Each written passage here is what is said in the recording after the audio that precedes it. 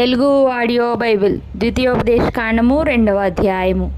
మరియు యెహోవా నాతో చెప్పినట్లు, మనము తిరిగి ఎర్ర సముద్ర మార్గమున అరణ్యమునకు ప్రయాణమైపోయి బహుదినములు శేయీరు మన్యము చుట్టూ తిరిగితిమి.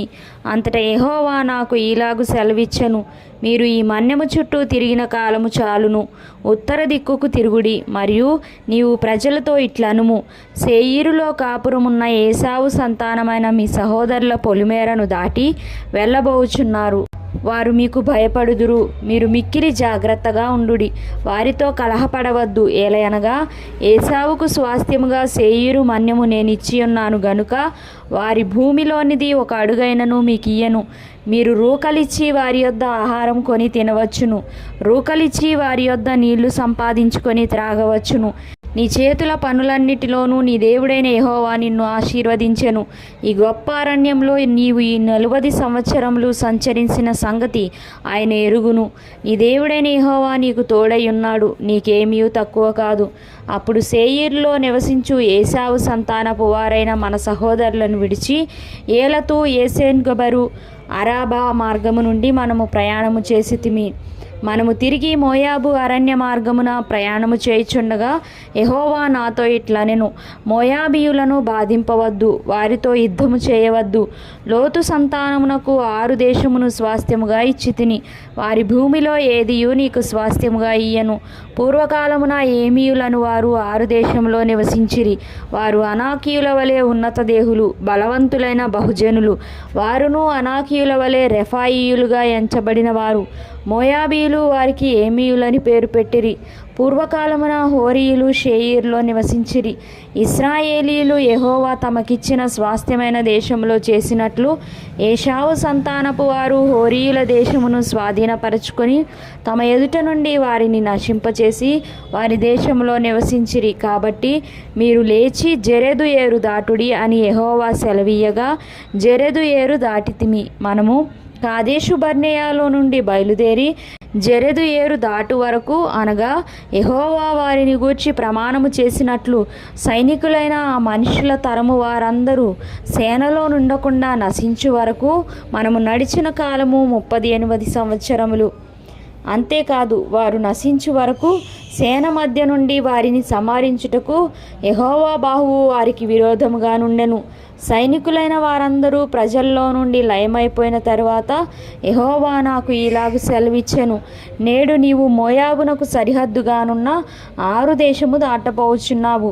అమ్మోనీయుల మార్గమున వెళ్ళినప్పుడు వారిని బాధింపవద్దు, వారితో యుద్ధము చేయవద్దు. ఎలయనగా లోతు సంతానమునకు దానిని స్వాస్థ్యముగా ఇచ్చినందున అమ్మోనీయుల దేశంలో నీకు స్వాస్థ్యము నీయను.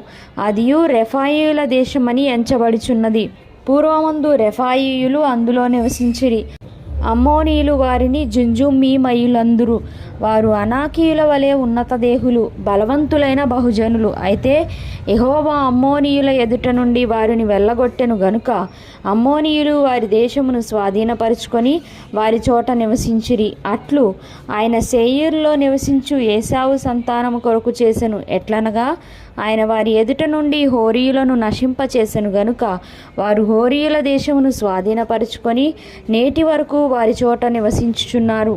గాజా వరకు గ్రామంలో నివసించిన ఆవీయులను కప్తోరులో నుండి బయలుదేరి వచ్చిన కఫ్తారీయులు నశింపచేసి వారి చోట నివసించిరి. మీరు లేచి సాగి అర్నోను ఏరు దాటుడి. ఇదిగో, అమోరీయుడైన హెష్బోను రాజుకు సీహోనును అతని దేశమును నీ చేతికి అప్పగించి తిని దాని స్వాధీనపరుచుకొన మొదలుపెట్టి అతనితో యుద్ధము చేయుడి. నేడు నేను నీ వలన భయము, నీ వలని వెరపు ఆకాశము క్రిందనున్న సమస్త దేశముల వారికిని పుట్టింప మొదలు పెట్టుచున్నాను. వారు నిన్ను గూర్చిన సమాచారము విని నీ ఎదుట వణకి మనోవేదన నొందుదురు. అప్పుడు నేను కెదేమోతు అరణ్యములో నుండి హెష్బోను రాజైన సీహోను నొద్దకు దూతలను పంపి, నన్ను నీ దేశము గుండా దాటిపోనిమ్ము.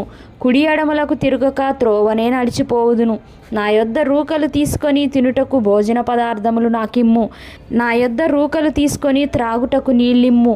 శేయీరులో నివసించు ఏశావు సంతానపు వారును 6లో నివసించు మోయాబీయులను నాకు చేసినట్లు మా దేవుడైన యెహోవా మాకిచ్చుచున్న దేశంలో ప్రవేశించుటకై యోర్దాను దాటు వరకు కాలినడక చేతనే నన్ను వెళ్ళనిమ్మని సమాధానపు మాటలు పలికితిని. అయితే హెష్బోను రాజైన సీహోను మనలను తన దేశ మార్గమున వెళ్ళనిచ్చుటకు సమ్మతింపలేదు.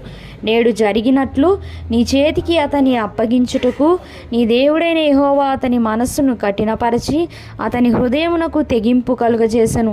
అప్పుడు యెహోవా, చూడుము, సీహోనును అతని దేశమును నీకు అప్పగింప మొదలుపెట్టి ఉన్నాను.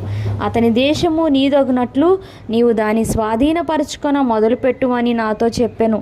సీహోనును అతని సమస్త జనమును యెహసులో యుద్ధము చేయుటకై మనకు ఎదురుగా బయలుదేరి రాగా మన దేవుడైన యెహోవా అతనిని మనకు అప్పగించెను గనుక మనము అతనిని, అతని కుమారులను, అతని సమస్త జనమును హతము చేసి ఆ కాలమున అతని సమస్త పురములను పట్టుకొని ప్రతి పురమును అందలి స్త్రీ పురుషులను పిల్లలను శేషమేమియూ లేకుండా నాశనము చేసితిమి. పశువులను మనము పట్టుకొనిన పురముల సొమ్మును దోపిడిగా దోచుకొంటిమి.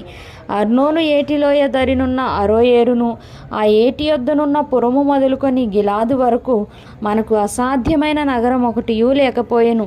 మన దేవుడైన యెహోవా అన్నిటినీ మనకు అప్పగించెను. అయితే అమ్మోనీయుల దేశమునకైనను యబ్బోకు ఏటిలోయలోని ఏ ప్రాంతమునకైనను ఆ మన్యములోని పురములకైనను మన దేవుడైన యెహోవా పోకూడదని చెప్పిన మరి ఏ స్థలమునకైనను నీవు సమీపింపలేదు.